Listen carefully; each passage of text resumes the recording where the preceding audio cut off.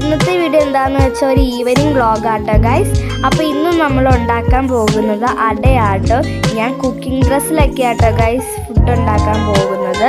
അപ്പോൾ നമ്മൾ ആദ്യം തന്നെ ആട്ടതാ പാത്രത്തിലേക്ക് ഇട്ടുകൊണ്ടിരിക്കുക കേട്ടോ. അതിൽ കുറച്ചുള്ളായിരുന്നു, അതുകൊണ്ട് തന്നെ ഫുള്ള് ഇട്ടിട്ടുണ്ട് കേട്ടോ ഗൈസ്. പിന്നെ കുറച്ച് അരിപ്പൊടി ഇട്ടിട്ടുണ്ട്. അരിപ്പൊടി ഇടുന്നതിന് കുഴപ്പമൊന്നുമില്ല, നല്ലതാണ്. അത് വേണമെങ്കിൽ നമ്മൾ ഇട്ടാൽ മതി കേട്ടോ, നിർബന്ധമൊന്നുമില്ല. അപ്പം നമ്മൾ അതും ഫുൾ ഇട്ടിട്ടുണ്ട്, കാരണം അതിലും കുറച്ചേ ഉള്ളായിരുന്നു കേട്ടോ ഗൈസ്. ഭയങ്കര എക്സൈറ്റഡ് ആണ് ഗൈസ്. ഞാൻ ആദ്യമായിട്ടാണ് അട ഉണ്ടാക്കാൻ പോകുന്നത് കേട്ടോ. അപ്പം ഞാൻ ഭയങ്കര എക്സൈറ്റഡ് ആണ് ഗൈസ്.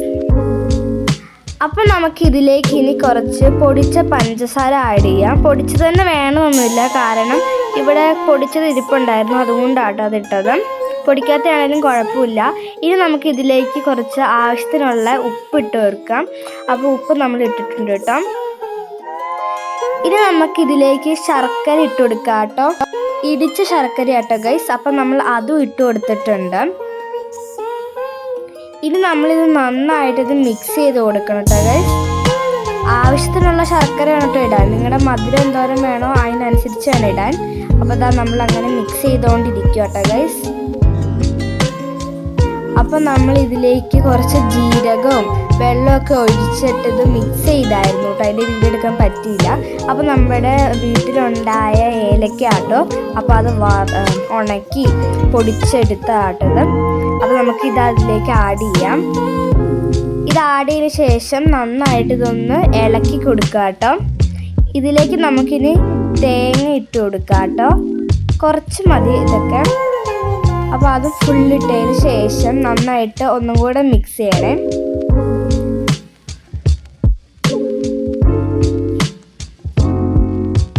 അങ്ങനെ നമ്മൾ അത് മിക്സ് ചെയ്തുകൊണ്ടിരിക്കുകയാണ് കേട്ടോ. എല്ലാ ഭാഗത്തും ആ തേങ്ങ എത്തണം കേട്ടോ ഗൈസ്.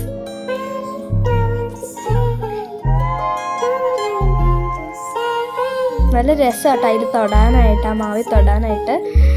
അപ്പം നമ്മൾ വാഴയിലൊക്കെ പറിച്ചുകൊണ്ട് വന്നു കേട്ടോ. കുറച്ച് വാഴയില ചുടാമെന്ന് വിചാരിച്ചു. അപ്പം നമ്മളിത് അങ്ങനെ വാഴയില ഇങ്ങനെ തുടച്ചുകൊണ്ടിരിക്കുക കേട്ടോ, നനഞ്ഞിരിക്കുക.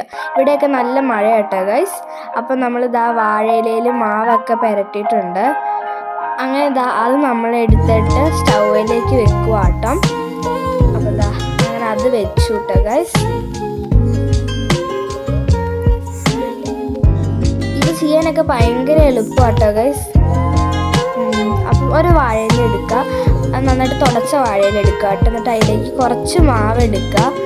എന്നിട്ട് നന്നായിട്ടൊന്ന് ഇങ്ങനെ അമക്കി പ്രസ് ചെയ്ത് കൊടുത്താൽ മതി കേട്ടോ. എന്നിട്ട് എല്ലാ ഭാഗത്തും ഒന്ന് എത്തിച്ചാൽ മതി. നന്നായിട്ട് നമുക്ക് ചെയ്യാൻ പറ്റും. അത് നമുക്ക് ചെയ്യാനൊക്കെ ഭയങ്കര എളുപ്പമാണ് കേട്ടോ. എനിക്ക് ഈ ഒരു പരിപാടി ഭയങ്കര ഇഷ്ടമാണ്. ഇതിപ്പോൾ അമ്മയും അച്ഛയൊക്കെ ഉണ്ടാക്കുമ്പോഴും ഞാൻ പോയി ചെയ്യും. എനിക്ക് ഭയങ്കര ഇഷ്ടമാണ് കേട്ടോ. അപ്പോൾ നമ്മളിത് ഇങ്ങനെ ചെയ്തതിന് ശേഷം ആ വാഴയില ഇപ്പുറത്തേക്ക് ഇത് ക്രോസ് ചെയ്ത് മടക്കിയാൽ മതി കേട്ടോ. എന്നിട്ടത് സ്റ്റൗവിലേക്ക് വെച്ച് ഈ വാഴയില ചുടുന്നതുകൊണ്ട് തന്നെ നമുക്ക് കുറച്ച് സമയം എടുക്കും അത് റെഡിയായി വരുമ്പോൾ. അല്ലാണ്ട് നമ്മൾ നേരെ ചുമ്മാ ചുട്ടെടുക്കുമ്പോൾ പെട്ടെന്ന് നമുക്ക് റെഡിയായി വരും കേട്ടോ. അങ്ങനെ റെഡിയായി കഴിഞ്ഞ് ചായയൊക്കെ ഉണ്ടായിരുന്നു. So by.